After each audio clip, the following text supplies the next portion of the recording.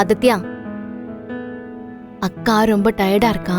நீ போன்லாம் கொடுத்து அவளை டிஸ்டர்ப் பண்ண வேணாம். தமிழ் நல்லா தூங்கி ரெஸ்ட் எடுக்கட்டும். நீயும் ரெஸ்ட் எடு என்ன? சரிம்மா. அம்மா. அக்கா எப்பமா என் கூட மறுபடியும் ஜாலியா பேசுவா?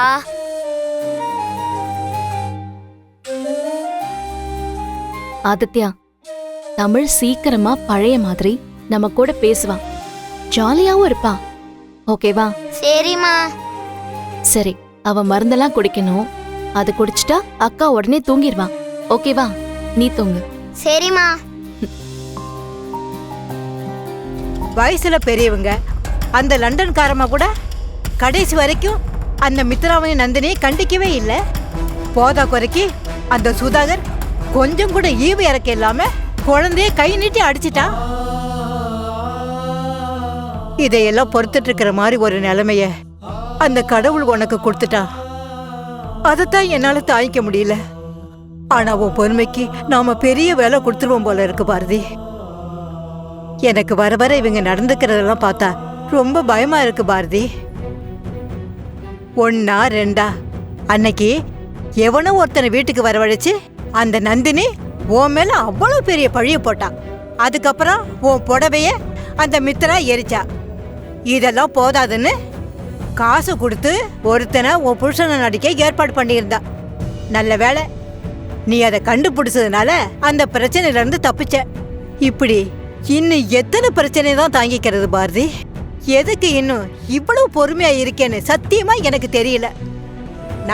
ஆனா இப்ப ஆதி தம்பிய எல்லாருமா சேர்ந்து கல்யாணத்துக்கு கட்டாயப்படுத்திட்டு இருக்காங்க. தம்பியும் வேற வழி இல்லாம காலையில ஒரு முடிவை சொல்றேன்னு சொல்லிட்டு போயிருக்கு. அவரு என்ன முடிவு எடுக்க போறாருன்னு எனக்கு தெரியல பாட்டி. ஆனா ஒரு விஷயம் என்னால உறுதியா சொல்ல முடியும். கண்டிப்பா அவர் எடுக்கிற முடிவு தமிழை எந்த விதத்திலையும் பாதிக்காத நல்ல முடிவாதான் இருக்கும். அந்த நம்பிக்கை எனக்கு நிறையவே இருக்கு. அவருக்கு இன்னைக்கு பழைய ஞாபகம்லாம் இல்லாம இருக்கலாம்.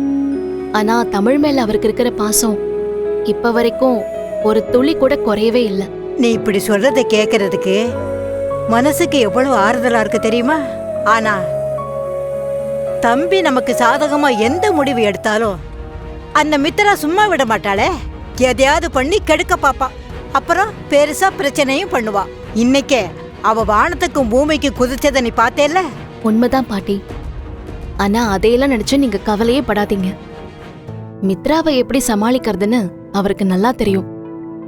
பாத்துக்கலாம் பாட்டி.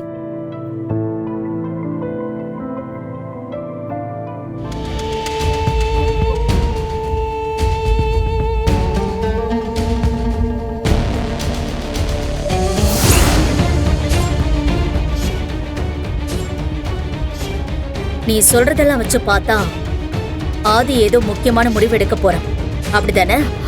ஆமா மேடம். இங்க பாரு, அது எதுவா இருந்தாலும் சரி, அத நமக்கு சாதகமா மாத்திக்கிற வழிய பாரு. நாம போட்ட திட்டத்துல எப்படியோ அந்த தமிழுக்கு பேச்சு மூச்சு இல்லாம போயிடுச்சு. அதே மாதிரி அந்த பாரதிக்கும் ஒரு நாள் நடக்கணும். அந்த சமயத்துல ஆதியும் நம்ம பக்கம் இருக்கணும். இன்னும் எனக்கு தெரிஞ்ச அந்த ஆதி உன் விஷயத்துல தெளிவா எந்த முடிவும் எடுக்கல. இந்த நிமிஷம் பாரதிக்கு நம்மள பத்தி எல்லா விஷயமும் தெரிஞ்சும் அவ பேசாம இருக்கால, அதுதான் நமக்கு சாதகமா இருக்கு. ஆனா அந்த பாரதி இப்படியே இருப்பான்னு சொல்ல முடியாது. திரும்பவும் சொல்றேன், ஆதியை நீ சீக்கிரமா கல்யாணம் பண்ணிக்கிற வழியை பாரு. அப்பதான் நாம நினைச்ச எல்லா விஷயமும் கரெக்டா நடக்கும். அந்த ஆதி நாளைக்கு என்ன முடிவெடுக்க போறான்னு பாரு. அதுக்கு தகுந்த மாதிரி மத்த விஷயங்கள்லாம் பேசி நம்ம முடிவு பண்ணலாம். சரி, ஓகே மேடம். நாளைக்கு ஆதி என்ன சொல்ல போறான்னு கேட்டுட்டு எனக்கு உடனே அப்டேட் பண்ணு. இப்போ என்ன பண்ண போற? நாளைக்கு வரைக்கும் வெயிட் பண்ணலானே, அதுக்கப்புறம் டிசைட் பண்ணலாம். உடனே எல்லாரையும் கூட்டிக்கிட்டு நம்ம சிவன் கோயிலுக்கு வந்துரு. சிவன் கோவிலுக்கா? ஆதி, அங்க எதுக்கு இப்போ வரணும்? அதுவும் எதுக்கு எல்லாரையும் கூட்டிட்டு வர சொல்றீங்க? மித்ரா, உன்னோட எல்லா கேள்விக்கும் நான் இங்க பதில் சொல்லிக்கிறேன். கிளம்பி வா. நான் சொன்னது பாரதி குடும்பத்தையும் சேர்த்துதான். ஹலோ. போன்ல மாப்பிள்ள என்னம்மா சொன்னாரு? ஏதோ கோயில் கீழ்னு பேசிக்கிட்டு இருந்த மாதிரி இருந்துச்சு. நம்ம எல்லாரையும் கிளம்பி சிவன் கோவிலுக்கு வர சொல்லியிருக்காரு பாட்டி. எதுக்கு? எனக்கு எப்படின்னே தெரியும். அதை கேட்கறதுக்குள்ளதான் கிளம்பி வா, பதில் சொல்றேன்னு அப்படியே முகத்துல அடிச்ச மாதிரி போனை கட் பண்ணிட்டாரு. மித்ரா, இப்ப எதுக்கு நீ இதை பத்தி இவ்ளோ யோசிக்கணும்? எப்படியும் கோயிலுக்கு போனா என்ன விஷயம்னு தெரிய போதில்ல. அண்ணே, பிரச்சனை அது இல்ல. நம்மள மட்டும் கிளம்பி வர சொல்லியிருந்தா எப்பவோ கிளம்பி போயிருப்பேன். கூடவே பாரதி குடும்பத்தையும் சேர்த்து வர சொல்லியிருக்காரு. மாப்ள, இங்க என்ன நடக்குது?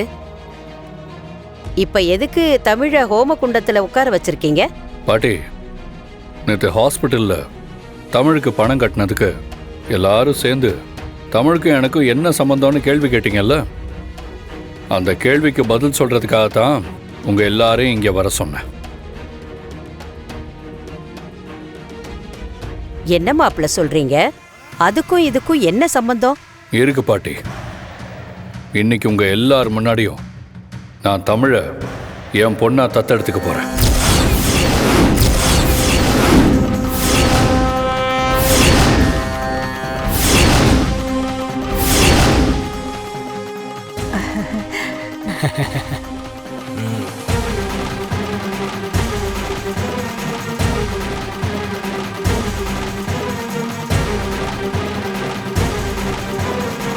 அப்படி போட வருவாள.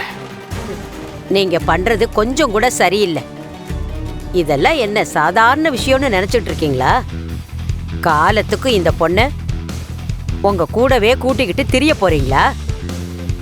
அப்படியே இருந்தாலும் குடும்பத்துக்கிட்ட ஒரு வார்த்தை கூட கலந்துக்காம இப்படி ஒரு முடிவு எடுக்கிற அதிகாரம் உங்களுக்கு யார் கொடுத்தது? பாட்டி, நீங்க கேட்ட எல்லா கேள்விக்கும் என்கிட்ட பதில் இருக்கு. ஆனா அதெல்லாம் சொல்லணுங்கிற அவசியம் எனக்கு இல்லை.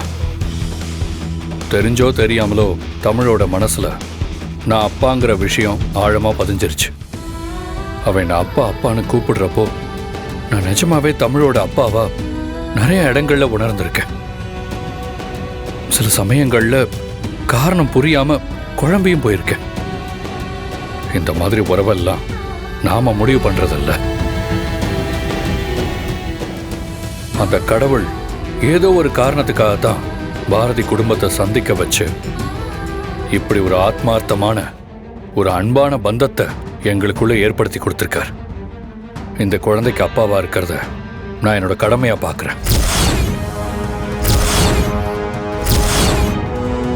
தமிழை யாரோ ஒருத்தியா என்னால பிரிச்சு பார்க்கவும் முடியாது.